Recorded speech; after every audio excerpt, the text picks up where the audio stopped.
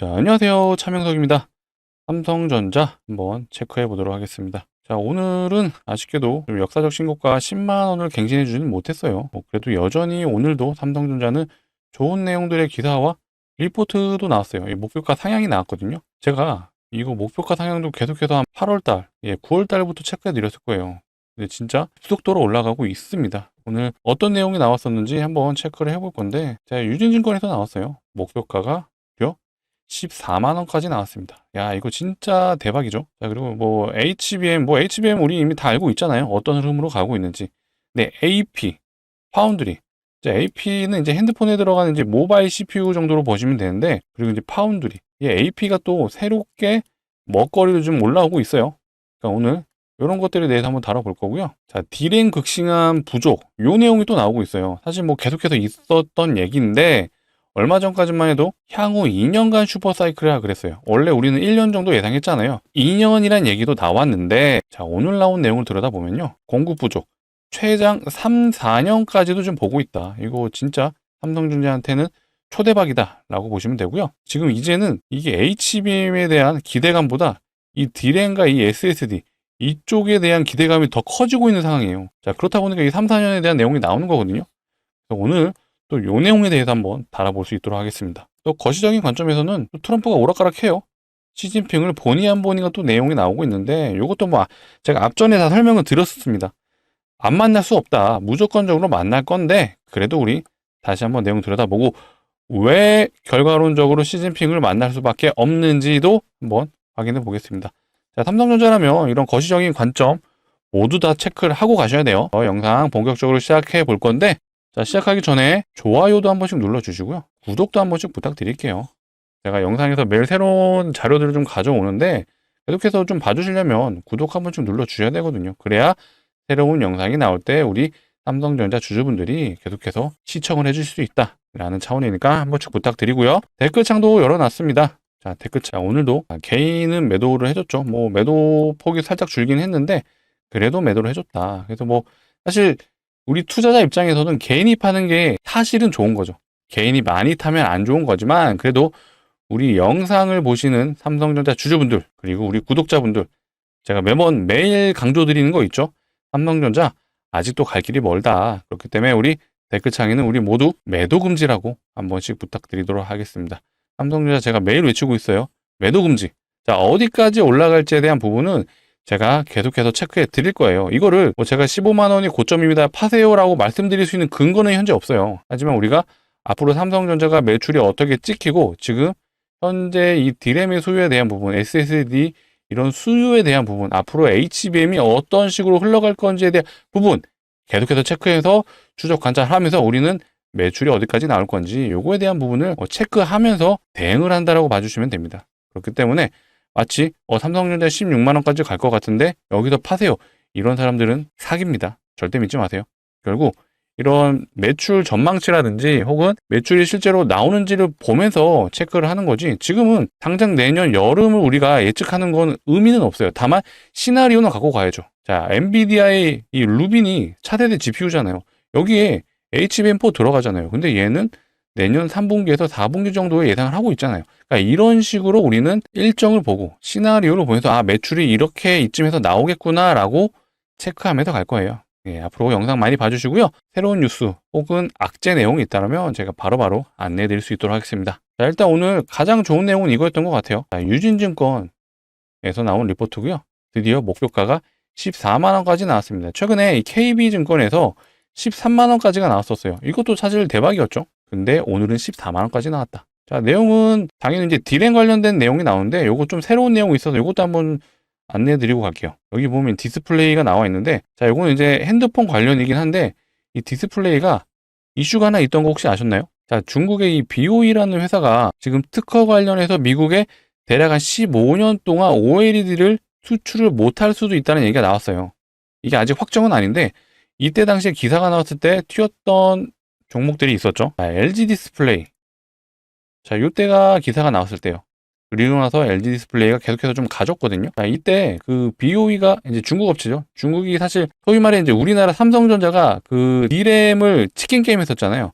그때 했던 것들을 이 BOE가 사실 저렴하게 공급을 해주면서 우리나라와 치킨 게임을 했던 그런 느낌이 있어요. 근데 어찌됐건 이 BOE라는 회사가 미국에 더 이상 디스플레이를 납품을 못한다라면 그 반사익은 우리나라 디스플레이가 볼 확률이 매우 높겠죠. 그래서 바로 LG 디스플레이가 이때 당시에 엄청 튀어졌었고, 삼성도 디스플레이가 있죠. 삼성 디스플레이. 이거 삼성전자 자회사라고 봐주시면 돼요. 근데 여기서도 매출이 올라갈 수 있다라고 우리는 알고 있어야 된다. 실제로 이 BOE가 삼성 디스플레이랑요, 무역 비밀을 침해했다라는 이런 내용들이 나오면서 지금 미국의 수출이 지금 제한될 수 있다라는 얘기가 나왔어요. 이건 아직 결과가 확실한 건 아니라서 앞으로 추적 관찰하면서 제가 다시 한번 영상에서 좀 풀어드릴 수 있도록 하겠습니다. 어쨌든 미래의 먹거리 중에 하나가 디스플레이가 될 수 있다. 우리는 기본적으로 이 삼성의 D램과 SSD, 그 다음에 HBM에 대해서만 사실 중점적으로 다뤘었잖아요. 물론 이게 메인은 맞아요.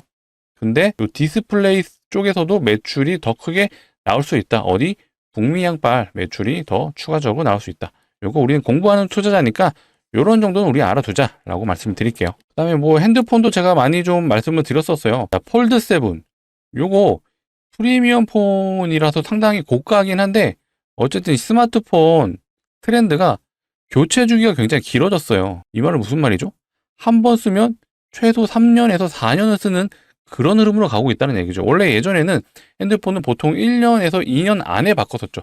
약정이 끝나면 바꾸는 그런 느낌이었는데 이제는 스펙이 상향이 되면서 상향 평준화된 핸드폰이 많다 보니까 굳이 바꿀 필요가 없었죠. 그러면 새로운 매출처가 나와야 되는데 그게 바로 이 하이엔드 핸드폰이다 라고 봐주시면 되고요.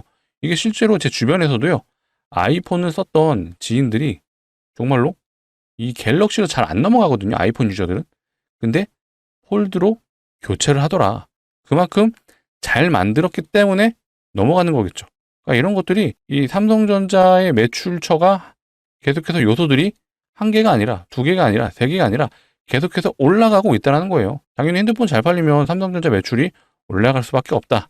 그러니까 이런 내용도 알아두시고요. 자, 뭐 주된 목표가 상향은 요거죠. 데이터 센터향 D램과 기업용 솔리드 eSSD 요게 계속해서 잘 팔리고 단가가 올라가서 이렇게 목표 주가가 올라갔다. 무려 이제는 14만 원까지 나왔어요. 아마 리포트가 오늘 나와서 이 키움증권에는 반영이 안 되는데 불과 10월 16일 날 키움증권 KB죠. KB증권에서 13만 원, 미래에셋에서 12만 7천 원. 근데 이게 물론 이제 10월 중순에 나오면서 이렇게 상향이 된 것도 있는데 9월 한 중하순경만 하더라도 거의 대부분 10만 원 언저리였어요. 현대차에서는 9만 3천 원을 좀 제시했었죠. 근데 대략 한 달도 안 되는 사이에 삼성전자의 목표 주가가 14만 원까지 나왔다. 놀라지 않을 수가 없어요. 다만 오늘은 삼성전자가 상대적으로 이 10만 원까지 가는 데 대한 부분이 살짝 부담스러웠던 것도 있는 것 같습니다. 어쨌든 전날에 한 틱 차이로 돌파는 못 해줬죠. 한 틱 차이로 10만 원 터치는 못 해줬는데 뭐 살짝 조정이 나올 수도 있어요. 전혀 걱정할 거 없습니다. 자, 이 D램 가격도 보면요, 제가 이거 영상 찍을 때마다 한 번씩 체크해 드리잖아요. 단 하루도 가격이 내려간 적이 없습니다. DDR5는 심지어 거의 5% 가까이 오늘 올라졌어요. 이렇게 D램 가격이 계속해서 청정부지로 올라가고 있다. 결국 삼성전자의 매출이 올라가고 있다라고 봐주시면 되겠죠. 자, 그래서 이런 내용들이 계속 나오는 것 같아요. D램 극심한 부족, 반도체 호황 길고 강할 걸. 최장 3, 4년까지 얘기가 나오고 있어요. 자, 앞전에 우리가 삼성전자 길게 올랐던 사이클 보시게 되면 이때죠. 이때 스마트폰이 보급되면서 무려 2년 동안 삼성이 만든 이 SSD하고요. 이 D램은 원래는 컴퓨터에만 들어갔잖아요. 근데 스마트폰이 보급되는 시절에 SSD와 D램이 핸드폰에도 들어가면서 무려 2년 동안 상승을 해줬다.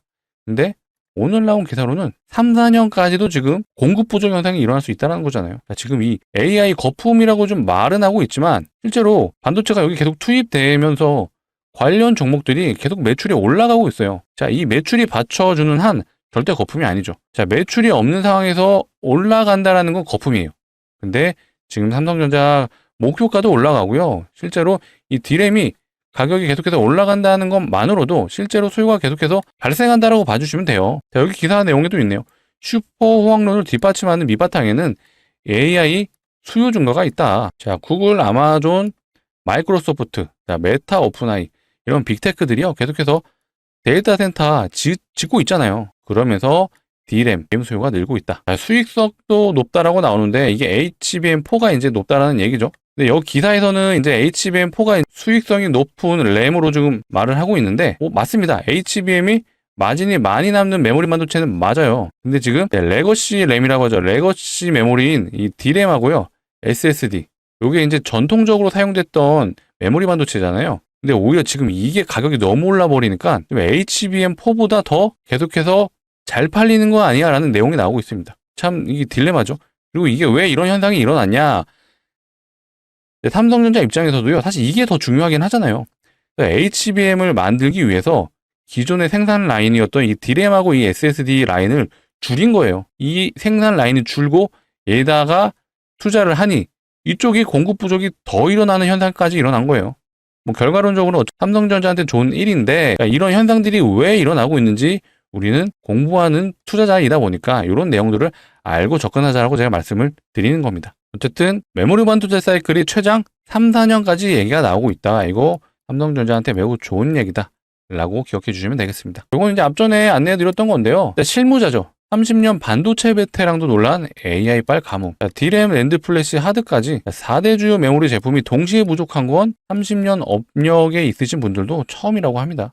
천회장이라고 하는 사람이 데이터, 이 대만의 메모리 반도체 회사죠. 이 사람이 말하길 경쟁 상대가 이제는 동종 모듈사가 아니라 오픈 AI, 구글, 아마존, 마이크로소프트 같은 회사라고 해요. 왜냐? 이들이 다 D램과 SSD를 다 빨아가고 있어요. 그러니까 이 A다이터에서도 이 D램과 소위 말해 이제 낸드 플래시가 부족한 상황이에요. 구글과 아마존에도 다 가져가 버리니까. 그만큼 풍미 현상이 계속해서 이루어지고 있다라고 봐주시면 되고요. 이런 현상들이 일어나다 보니까 DDR5, 이거는 이제 전세대 DDR이죠. 현재는 DDR5가 메인이고요. DDR4는 대략 한 10년 전에 생산됐던 거라고 봐주시면 돼요. 지금까지도 양산은 되고 있는데 어쨌든 속도는 DDR5에 비해서 느리다. 근데 얘네들도 벌써 44%나 올렸고요. DDR5 1년 만에 83%가 올랐습니다. 거의 100%에 육박하게 오르는 거죠. 이거 오늘도 보세요. 5% 올랐잖아요. DDR4 16기가는 3% 올랐네요. 심지어 이 DDR3는 15년도 더 된 거거든요. 근데 얘도 지금 오르고 있습니다. 정말 이 D램과 SSD가 여전히 수요가 강력하다라고 볼 수 있는 현상들이죠. 그렇기 때문에 삼성전자, 많은 분들이 이때 아마 걱정하셨을 거예요. 코로나 팬데믹 때 고점을 찍었던 이때하고 지금하고는 양상이 다르죠. 이때는 뭔가 더 이상의 상승할 수 있는 그 모멘텀이라든지 동력이 없었어요. 앞으로 매출이 좋아질 거라는 어떤 내용들이 부족했다라면 지금은 이미 우리는 내용들은 다 알고 있죠. 왜 올라가고 있는지. 근데 실제로 이런 데이터들이 삼성전자가 계속해서 좋을 수밖에 없다는 흐름을 보여주고 있잖아요. 이 D램 가격 오르는 거 보셨죠? 메모리 반도체 사이클이 이제는 1년에서 2년이 아니라 3년에서 4년까지 얘기가 나오고 있다는 건 그만큼 수요가 너무나도 많다. 근데 공급이 지금 부족한 상태다. 소위 말해 시즈 현상이 앞으로 계속 이어질 수밖에 없다라고 우리는 해석이 되는 부분입니다. 어쨌든 수급적인 부분은 오늘 외국인들은 어쨌든 매도가 좀 나오긴 했어요. 일부. 아마 이제 프로그램이 이제 매수는 들어왔죠. 대략 한 1,100억 정도 매도가 들어왔는데 이게 장중에 외국인들은 좀 일부 매도가 있었던 것 같습니다. 그렇다 보니까 이 프로그램 매물이 합쳐져도 일단은 외국인은 매도로 잡혔다. 그래도 기관에서는 또 수급이 들어왔잖아요. 특히 이제 연기금도 굉장히 연속된 매수를 지금 해주고 있어요. 다만 의외인 게 좀 투신이 연속 3일 매도가 나왔는데, 연기금과 투신은 제가 매번 말씀드렸죠. 운영자금이 연기금이 1등이고요. 투신이 2등이에요. 그렇다 보니까 항상 연기금이 가장 중요하다. 2등이 투신이고. 이들은 회사의 자산을 투자하는 게 아니죠. 고객의 자산을 위탁받아서 투자하는 방식입니다. 그렇다 보니까 리스크 있는 매매를 안 한다. 이 말이 무슨 말이죠? 단타를 잘 안 한다는 얘기죠. 그렇다 보니까 한번 종목을 정하고 방향을 정하면 이런 식으로 연속된 매수가 들어온다. 그래서 투신하고 연기금하고 종목이 겹치는 경우가 은근히 많습니다. 그래서 이 두 개를 추종만 하셔도 확률 높은 매매를 할 수 있다. 다만 이제 금융투자는요, 회사의 자산을 가지고 투자를 해요. 그렇다 보니까 소위 말해 탑 트레이더라고 얘기 들어보셨을 거예요. 회사에서 트레이딩하는 사람을 말하는 건데 이들은 단기적으로 성과를 내야 돼요. 안 그러면 회사에 못 있죠. 성과 없으면 잘리잖아요. 그래서 이 금융투자 쪽에서는 이렇게 연속된 매수가 들어오긴 해요. 하지만 언제든지 단기적으로 엑시트할 수 있다. 그래서 우리는 금융투자를 추종하기는 살짝 리스크가 있을 수 있기 때문에 투신과 연기금, 특히 연기금을 추종하는 게 가장 확률이 높다라고 좀 말씀드릴게요. 기본적으로 이 수급 매매 하시는 분들이 이것만 보지 않아요. 앞으로 산업 전망에 대한 부분을 기본적으로 체크를 하시죠. 근데 오늘 우리는 지금 반도체 사이클이 왜 좋은지 알고 있잖아요. 메모리 반도체 사이클이 계속해서 올라가는 이유, 좋은 이유 이미 우린 모두 다 알고 있습니다. 그렇기 때문에 삼성전자, 우리는 어디까지 갈지에 대한 부분은 항상 추적 관찰을 할 거고요.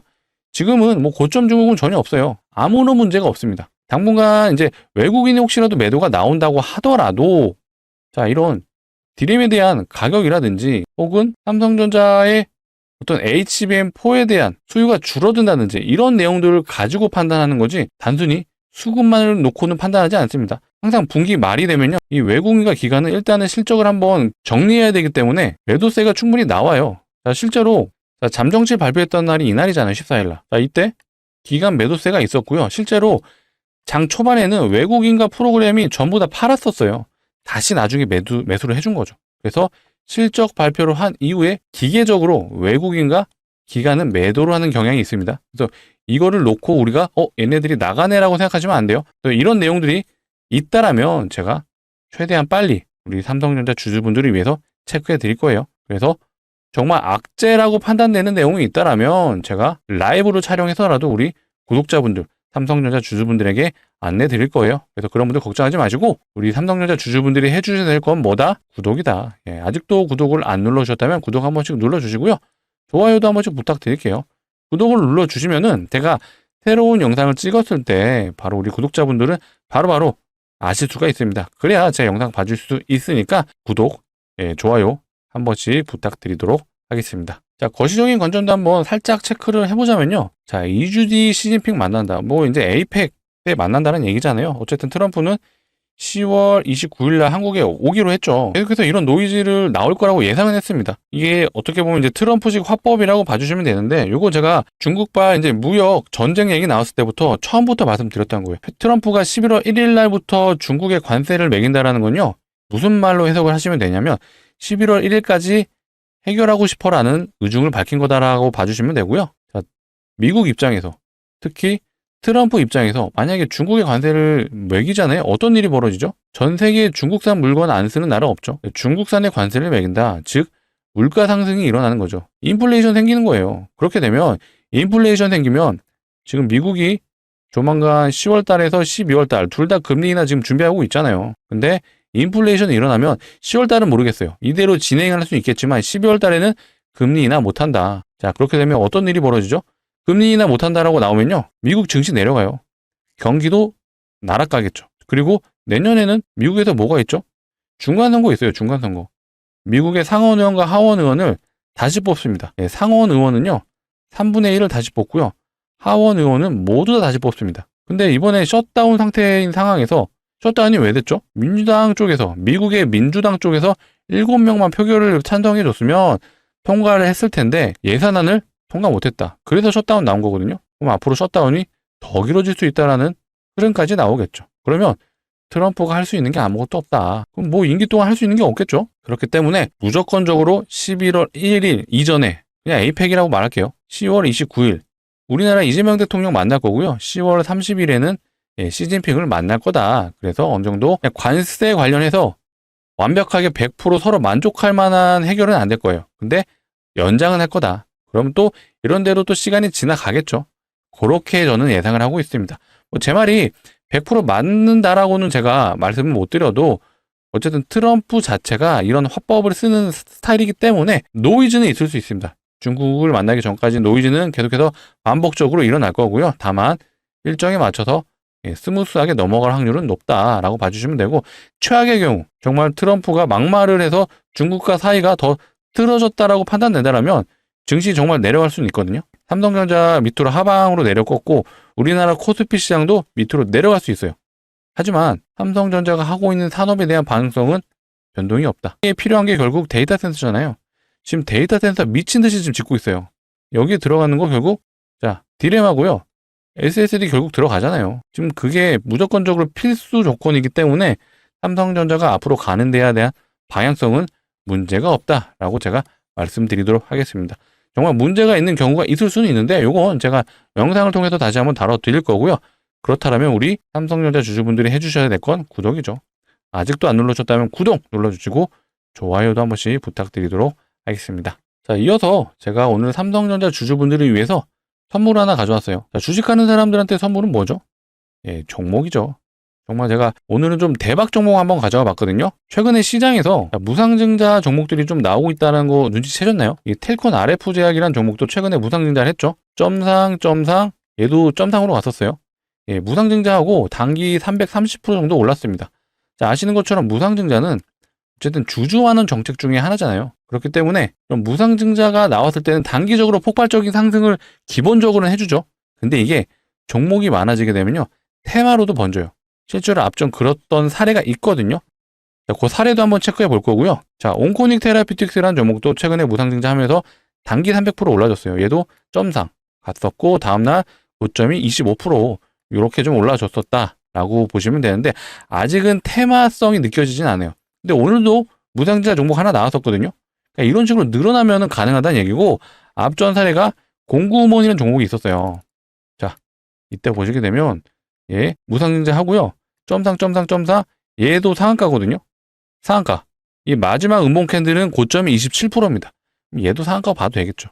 그래서 무려 5연상을 갔다라고 봐주시면 되는데 저점 대비 얼마나 갔는지가 중요하죠. 얘는 대략 한 800% 좀 안 갔네요. 자, 요 종목이 대박이에요. HLB 바이오스텝이라는 종목인데 자, 얘 보시게 되면 점상 상한가 얘는 무려 6연상을 갔죠. 그리고 나서 단기 1300%가 넘게 갔다.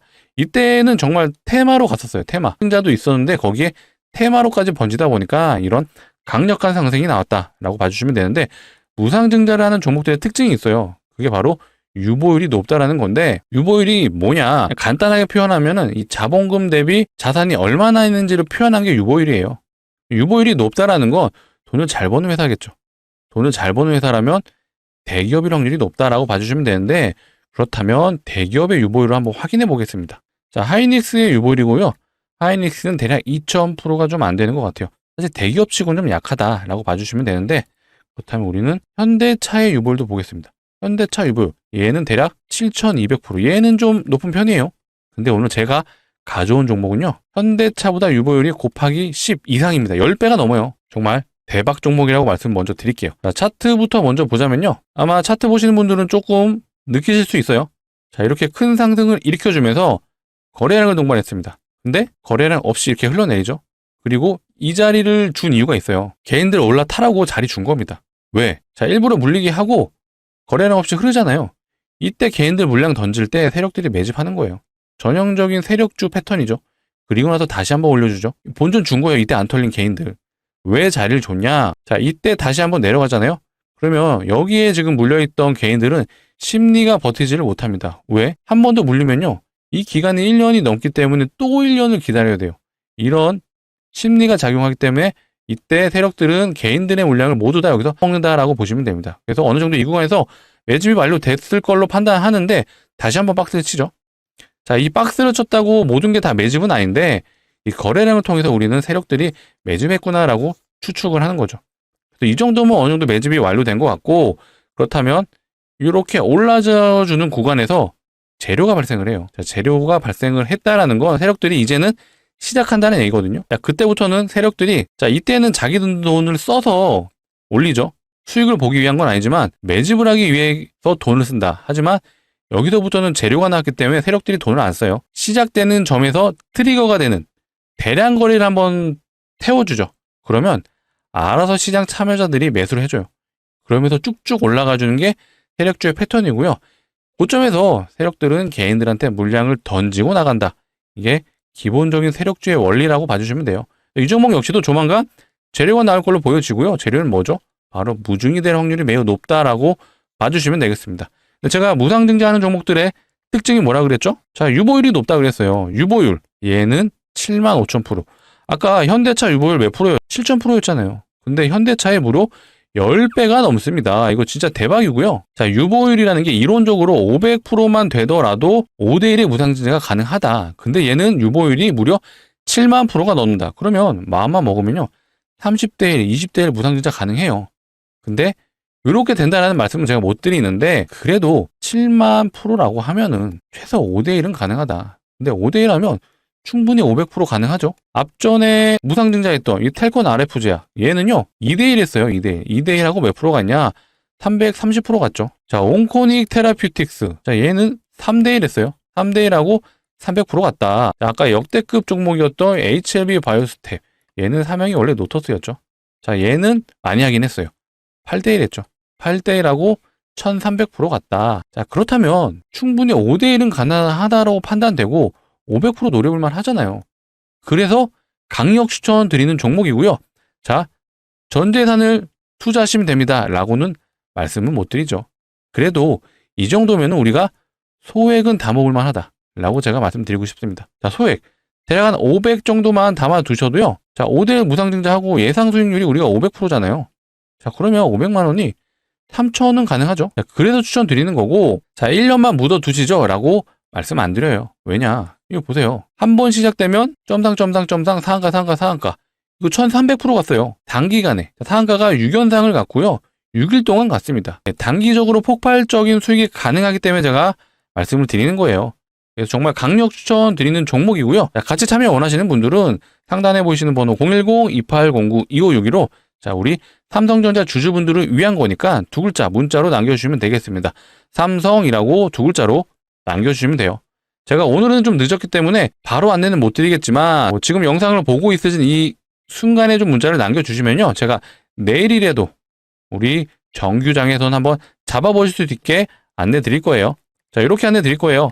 종목명이 어떤 종목인지 매수가는 어디서 잡아야 되는지 제가 모두 다 안내 드릴 겁니다. 그렇기 때문에 지금 상단에 보이시는 번호 010-2809-2562로 두 글자 삼성이라고 남겨주시면 되겠습니다. 제가 확인하는 대로 자, 오늘은 조금 늦었지만 제가 늦어도 내일 오전 혹은 오후장에는 진입할 수 있게 안내 드릴 거예요. 그래서 최대한 빨리 좀 진입하셨으면 좋겠고 간혹 이러신 분들이 있어요. 아, 공시 나오는 거 보고 진입하면 안 돼요? 안 되죠. 자, 공시 나오는 순간 아까 보셨죠? 점상으로 갑니다. 점상으로 가면 잡을 수 없어요. 그렇기 때문에 우리는 공시 나오기 전에 진입을 할 거다라고 말씀을 드리겠습니다. 자, 번호 일일이 누르시기 귀찮으시기 때문에 자, 이렇게 준비를 해놨어요. 영상 하단에 보시면 이 더보기라고 있습니다. 더보기란을 눌러주시면 이 파란색 링크가 하나 나오는데 이 링크가 어떤 스팸이 가는 이상한 링크가 아니라요. 상단에 보이시는 번호랑 이 링크 뒷번호랑 일치를 해요. 그래서 핸드폰에서 눌러주시면 작동을 하고요. 핸드폰에서 바로 문자를 보내실 수 있는 창으로 자동으로 이동을 해요. 거기서 두 글자 우리 삼성전자 주주분들을 위한 거니까 삼성이라고 두 글자 남겨주시면 되겠습니다. 제가 보자마자 최대한 빨리 안내 드리려고 할 거고요. 그러면 우리는 내일 정규장에서 한번 진입은 하자라고 말씀드리도록 하겠습니다. 자, 우리나라 이제 산업부 장관이 계속해서 지금 관세 협상을 하고 있어요. 이틀 만에 다시 미국을 간다고 하는데 참 어떻게든지 고생은 한다라는 부분은 느껴지는 것 같습니다. 지금 내용이 어제까지 나온 거를 체크를 해보면은 어쨌든 25% 관세가 지금 얘기가 됐었는데 자, 일본이랑 동일하게 15% 간다라는 내용이 있어요. 자, 이것 때문에 지금 가고 있는 게 바로 자동차 관련주들이죠. 자, 최근에 현대차가 굉장히 좋았죠. 자, 올랐던 게 이런 관세 협상에 대한 불확실성이 어느 정도 없어진다라는 기대감으로 좀 올라가고 있고요. 그렇다 보니까 좀 소형주들이 많이 가졌어요. 자, 아진산업이 오늘 좀 보이더라고요. 아진산업도 오늘 소폭 상승을 해줬고 서현위아가 많이 가졌었네요. 서현위아도 자동차 부품 회사죠. 이런 종목들이 좀 가졌다. 사실 이것도 이제 일정으로 좀 접근할 수 있었던 종목인데 사실 이제 대세 메인 섹터는 아니다 보니까 제가 요거 추천은 못 드리겠더라고요. 근데 에이펙 앞두고 지금 계속해서 북한 얘기도 나오고 있어요. 트럼프가 김정은을 만나니 안 만나니 얘기가 나오고 있는데 이런 것들 관련해서 계속해서 지금 실제로 대북 테마들이 움직이고 있어요. 최근에 좋았던 게 좋은 사람들이 있죠. 추세가 쭉 올라갔습니다. 그 다음에 JST나도 한번 튀었었고요. 사실 원래 대장주는 아난티인데 아난티는 지금 신용률이 어마어마하게 높아요. 여러분들 이거 모르시는 분들 많더라고요. 여기 나오는 이 신용 비율 있잖아요. 요거는 개인들의 신용만 잡힌다고 보시면 돼요. 기관 외국인이 포함된 게 아니에요. 그래서 보통 신용이 높으면 주가를 떨군다는 얘기가 이런 이유에서 나오는 겁니다. 물론 소위 말해 이제 기관과 외국인이 아닌 시가총액이 작은 종목들의 세력들은 신용 쓸 수 있죠. 소형주에서는 충분히 가능한 일인데 가끔 오해하시는 분들이 있더라고요. 야, 이거 외국인도 신용으로 산 거 아니야? 기관도 신용으로 산 거 아니야? 라고 얘기하시는 분들이 있는데 아니에요. 기관 외국인은 여기에 포함되지 않는다라고 알아두시면 좋을 것 같습니다. 최근에 이제 2차 전지도 좋은데 결국 2차 전지도 이제 아시죠? AI 수요에서 지금 파생됐다라고 봐주시면 됩니다. 자, 많은 분들이 이제 2차 전지 하면요, 항상 전기차만 떠올랐을 거예요. 최근까지 그게 맞았죠. 근데 데이터 센터에 지금 들어가는 ESS라고, 이게 에너지 스토리지 시스템이거든요. 에너지 저장 장치. 이게 왜 필요하냐? 데이터 센터는요, 24시간 전력이 공급돼야 돼요. 근데 전력이 끊기면 사고잖아요. 그거에 대응을 하기 위해 비상 전력망이라고 생각해 주시면 돼요. 만약에 최악의 경우 전력이 끊겼을 때 전력을 공급해주는 시스템이다. 근데 여기에 전지가 들어가거든요. 그래서 2차 전지가 최근 좋은 부분도 있다. 물론 이 전기차 수요에 대한 전망이 좋아지고 있는 부분도 있어요. 즉 에코프로 같은 경우도 지금 2분기 때 흑자 나왔거든요. 3분기도 흑자 예상이 나오면서 가는 것도 분명히 있습니다. 그리고 오늘 LG화학 같은 경우는 오늘 호재도 뉴스가 나왔어요. 또 보셨는지 모르겠는데 아마 넥스트레이드에서 나왔었습니다. 여기에 HDS에는 기사가 없는데 일단은 오전에 갔던 건 요거였던 것 같아요. 그 영국의 행동주의 펀드에서 LG화학이 굉장히 저평가다라는 얘기가 나오고 약간 좀 경영권 분쟁으로도 살짝 언급이 됐던 것 같아요. 보통 이제 행동주의 펀드는 경영권에 좀 많이 참여를 하려고 하죠. 그러면서 주가가 올라가는데, 자, 요 기사가 나왔습니다. 이거 단독 기사였네요. 아까 4시 30분에 나왔었던 건데, 자, 파나소닉의 양극재 공급사로 LG화학이 낙점됐다라는 단독 기사예요. 이거 아직 좀 피셜인 것 같아요. 보통 단독 기사는 좀 정정되는 내용들이 간혹 있거든요. 근데 어쨌든 내용은 좋았다. 그리고 이 파나소닉은 테슬라에 공급되는 경우가 많다 보니까 이 테슬라에도 간접적으로 납품 수혜가 있는 거죠. 그러니까 이런 것들 때문에 지금 배터리 섹터가 좋다라고 봐주시면 되니까 기회가 된다라면 2차 전지 관련 종목들도 한번 영상 다뤄볼 거니까 한 번씩 영상 참여해 주시면은 투자 판단에 대한 아주 좋은 아이디어를 제가 제공해 드릴 수 있도록 하겠습니다. 해주셔야 될 게 뭐죠? 구독이죠. 구독 한 번씩 눌러주시고 좋아요도 한 번씩 부탁드리고 댓글창에 아까 제가 뭐라 그랬죠? 매도 금지라고 부탁드렸습니다. 자, 우리 영상을 보시는 구독자분들은 무조건적으로 매도 금지 다시 한번 강조드리고요. 반도체 사이클 여전히 좋습니다. 이제는 사이클이 3, 4년까지도 나오고 있어요. 이게 된다라는 보장은 없어요. 하지만 우리는 계속해서 체크, 추적 관찰하면서 이 사이클이 이어지는지 계속해서 볼 거니까 앞으로도 영상 많이 봐주시고, 자, 봐주시려면 구독 눌러주셔라 라고 부탁드리도록 하겠습니다. 자, 오늘 영상 여기서 마치도록 하겠습니다. 감사합니다.